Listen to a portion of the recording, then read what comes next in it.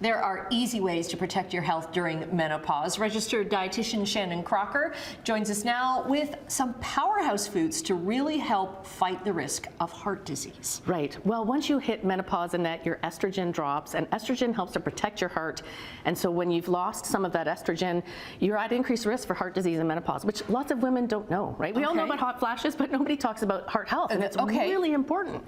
And there's lifestyle things you can do, being more physically active, managing your stress. Easier said than done. Sleep, easier said than done. And not smoking, for example, but also adding in some of these foods to an overall healthy diet. There's no one food that's going to make or break your eating pattern or your health, but if you add these in, they can all have an additive effect. Okay, so let's start off with leafy greens. Okay, so leafy greens. So leafy greens actually have got some great nutrients, like, for example, vitamin K, which is important for your arteries, naturally occurring nitrates, which are great for blood pressure. They've got vitamin or folate, so lots of great things happening in leafy greens. I would say like they're your heart health buddy. I try to include these every day, some sort of leafy green. And I've showed several leafy greens here because I would say choose the ones that you enjoy, that are accessible, affordable, so they all provide great nutrients. Yeah, you can do lots of different things with them, like stir fries. So you've made a soup? Soup, and I actually love to add frozen spinach or kale into my soup.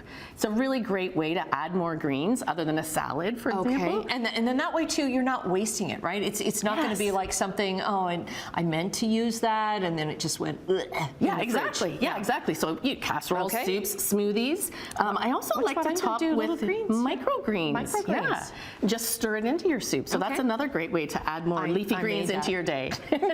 That's beautiful. Maybe we'll talk about food styling later. Next up, nuts and seeds.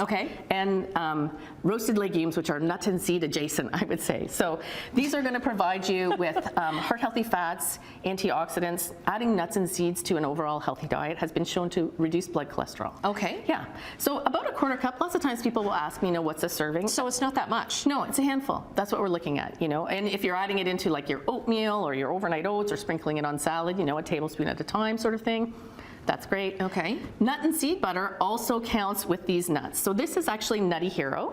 This is which is local. It's local. We all love the local, especially right now. Yes. This is a 12 nut and seed nut butter.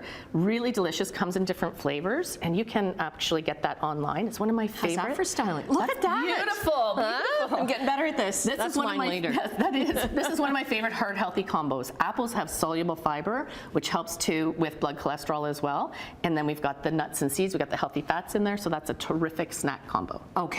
Then let's talk about these ones. So these are not actually nuts and seeds, they are roasted legumes, really crunchy, lots of fiber. The soy nuts in particular, soy has been shown to be associated with reduced blood cholesterol as well, so that's another great heart healthy snack. And a lot of these grown in Canada. Yes, exactly, yes, which we love.